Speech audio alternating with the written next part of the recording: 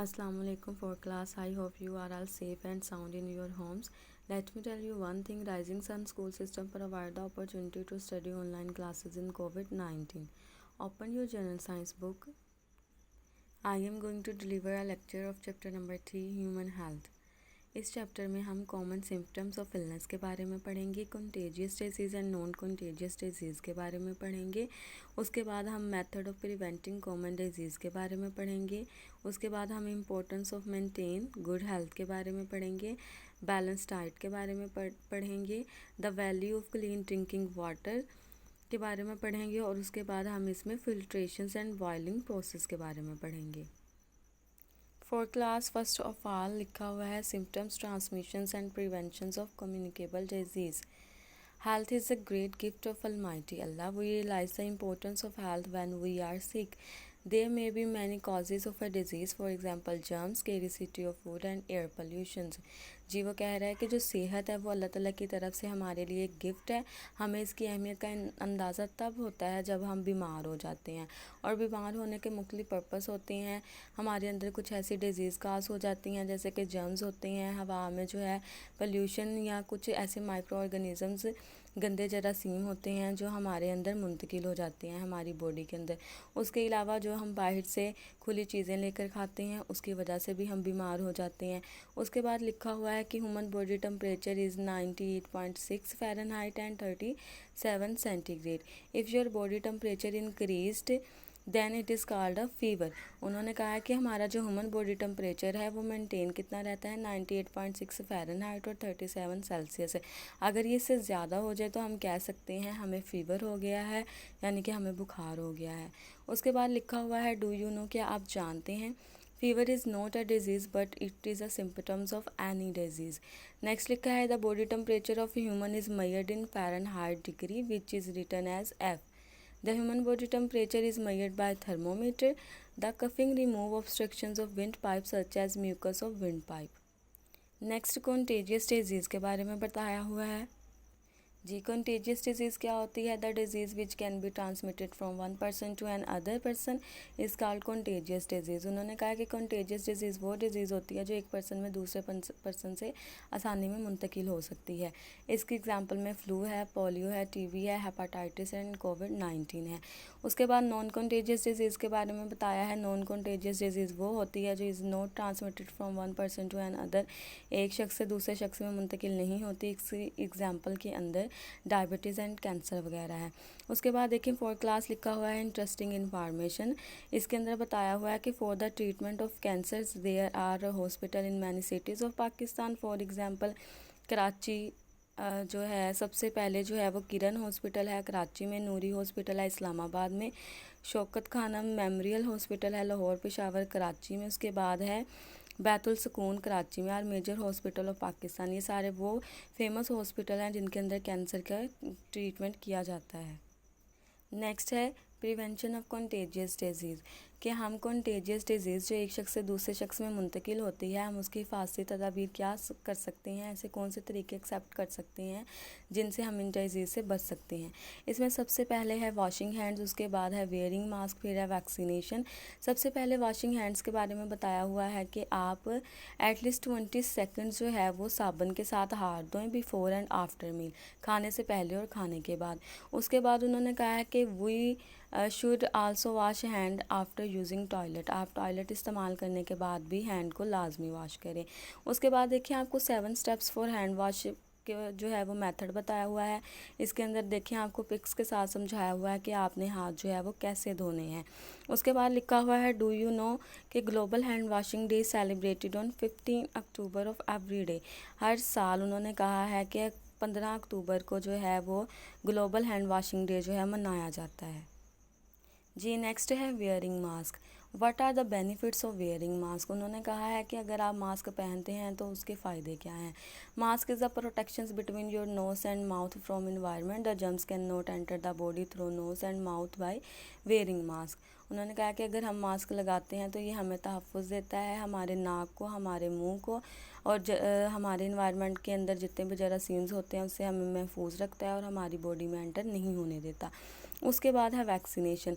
Vaccination वो process होता है जिसको हम यूज़ करते हैं अपनी बॉडी के अंदर किसी भी जर्म्स को या बैक्टीरिया को किल करवाने के लिए, उनको वीक करवाने के लिए। इसके अंदर क्या करते हैं, हम इंजेक्टेड करवाते हैं और इससे हमारी जितनी भी जिस्म की एंटीबॉडीज़ होती हैं वो जो है हमारी फाइट करती हैं हमारे इम्यून सिस्टम से। तो उन्होंने लिखा हुआ है कि the antibodies are produced in the blood to fight the disease and immunity develops in the body. Polio is a dangerous disease. अब पोलियो के बारे में बताया हुआ है कि एक डेंजरस डिजीज़ है विच में cause life long disability. The campaign is launched by Government of Pakistan to administer polio drops of prevention of this disease. Polio drops should be administrated the children up to the age of 5 years। जी, उसके बारे में हमें vaccination का बताया है कि मिसाल से पोलियो के बारे में हमें समझाया गया है। उसके बाद बताया हुआ है नेशनल क्लीनलीनेस डे। तो ये जो डे है ये ऑब्ज़र्व किया जाता है एवरी 30 जनवरी को। हर साल 30 जनवरी को इस डे को ऑब्ज़र्व करवाया जाता है। इसका मतलब क्या होता है, the awareness among people is created to keep their home, work places, road and public places clean. इसका मतलब लोगों में ये आगाही दिलाना होता है कि जिस जगह पे वो रह रहे हैं, जहाँ काम कर रहे हैं, वो उन चीज़ों को जो है वो साफ़ सुथरा रखें। नेक्स्ट है ways of maintaining good health. आप अच्छी सेहत को कैसे एक्सेप्ट कर सकते हैं, कैसे अपनी सेहत को मतवाज़न रख सकते हैं।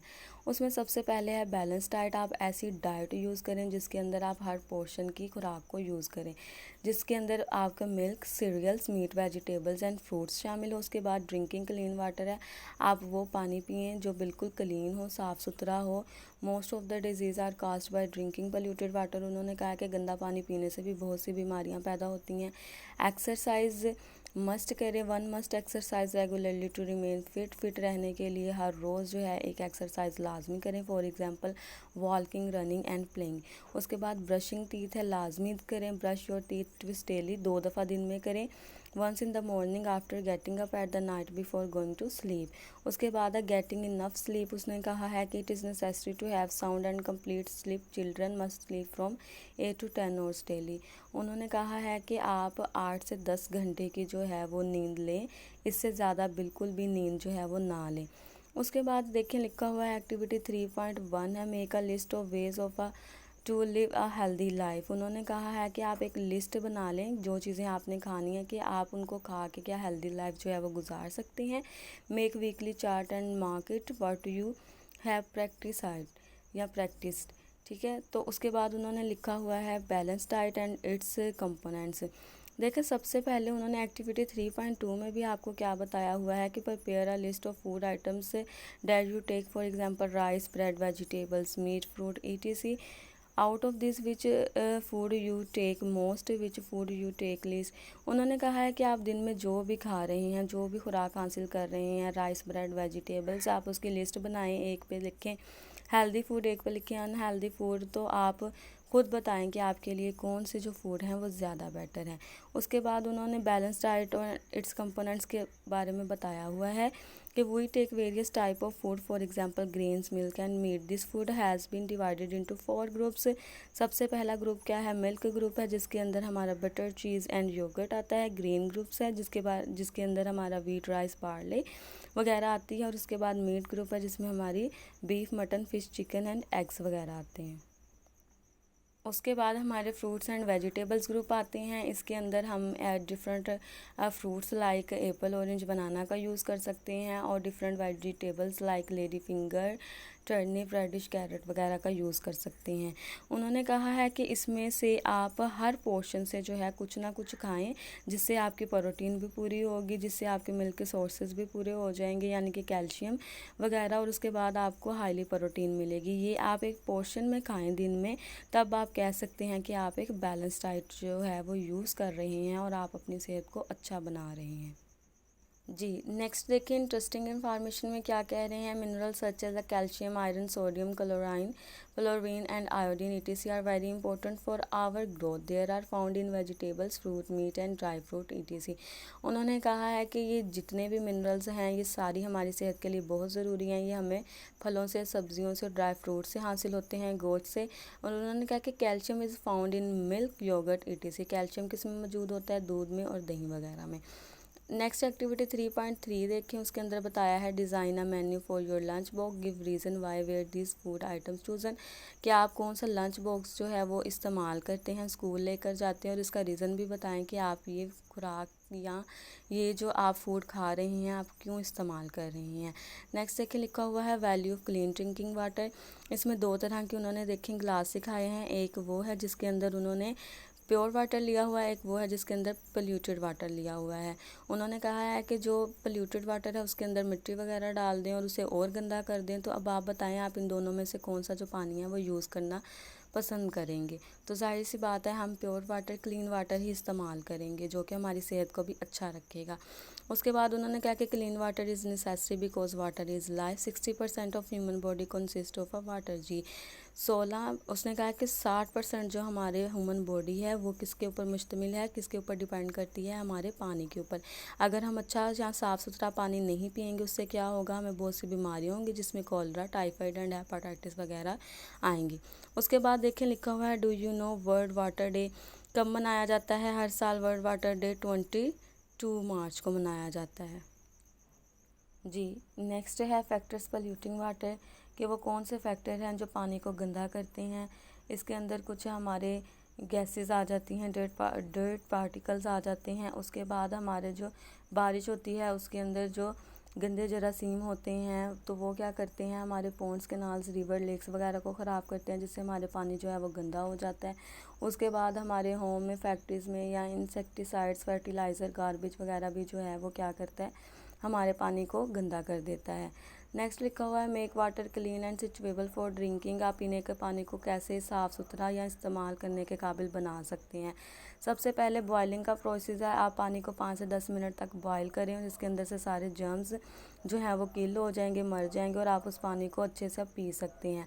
उसके बाद फिल्ट्रेशन का प्रोसेस है। फिल्ट्रेशन के प्रोसेस में बताया हुआ है कि filter for cleaning the similar way this particle present in water can not pass through the pores of filter and we get clean water। जी यहाँ पे एक देखें डायग्राम भी बताई हुई है द प्रोसेस ऑफ फिल्ट्रेशन। इसमें क्या किया हुआ है, नीचे एक फ़नल लिया है, एक फ्लास्क ली हुई है, ऊपर एक फ़नल लगाया हुआ है जिसके अंदर एक फ़िल्टर पेपर रखा है, उससे गंदा पानी उसके अंदर डाल रहे हैं। जितना भी उसके अंदर जो जर्म्स होंगे वो फ़िल्टर पेपर के ऊपर स्टॉप हो जाएंगे और पानी नीचे चला जाएगा। ये है फिल्ट्रेशन का प्रोसेस जिससे हम क्या कर सकते हैं, अपने पानी को साफ़ कर सकते हैं। उसके अलावा सिंपल फिल्ट्रेशन प्लांट भी जो है हम पानी को साफ़ करने के लिए इस्तेमाल कर सकते हैं। नेक्स्ट बेटा आपके जो हैं की पॉइंट्स हैं, ये की पॉइंट्स वही हैं जो हमने यूज़ कर लिए हैं, जिनके बारे में पीछे हम डिटेल से पढ़ाए हैं, ये सारे वही लिखे हुए हैं। जी बेटा नेक्स्ट है आपकी एक्सरसाइज शुरू हो गई है। सबसे फर्स्ट क्वेश्चन है टिक द करेक्ट आंसर। ये मैंने आंसर लगा दिए हुए हैं, ये आपने देख के अपनी बुक पे इनको सॉल्व करना है। नेक्स्ट क्वेश्चन नंबर 2 है आपके शॉर्ट क्वेश्चन है। पहला क्वेश्चन है write any 3 reasons to become sick. इसका आंसर है there are 3 reason to become sick. Number 1 germs, second है स्केर्सिटी ऑफ फूड, थर्ड है एयर पोल्यूशन। नेक्स्ट क्वेश्चन है differentiate between contagious and non contagious disease. Contagious disease, the disease which can be transmitted from one person to another person is called contagious disease, and non-contagious disease, this disease which cannot be transmitted from one person to another person is called non-contagious disease। जी contagious disease की example है flu, कोविड-19, polio, TB, और non contagious की example है cancer, diabetes. Next question है what is the benefit of coughing. The coughing remove obstructions of wind pipe such as mucus of wind pipe. Next question है how does vaccination save us from disease. Vaccination improve immunity of the body. The process of vaccination is done by administering weak or killed germs through drops or injection। जी next question है what is mean by balance diet. This means that we should take all types of food, milk, cereals, meat, vegetables and fruits in a proper quantity। Next a constructed response question, what is the functions of filter। The particle present in water cannot pass through the pores of filters and we get clean water। The process by which the particle present in water separated by filter। Next question है can filtration also stop the germs। इसका answer है yes filtration also stop the germs. Next question है how can germs be killed in water. इसका answer है due to boiling process the germ present in water will be killed. Next question है How can water be made suitable for drinking? There are two ways to make water clean and suitable for drinking. Number one, boiling of water, and number two, filtration.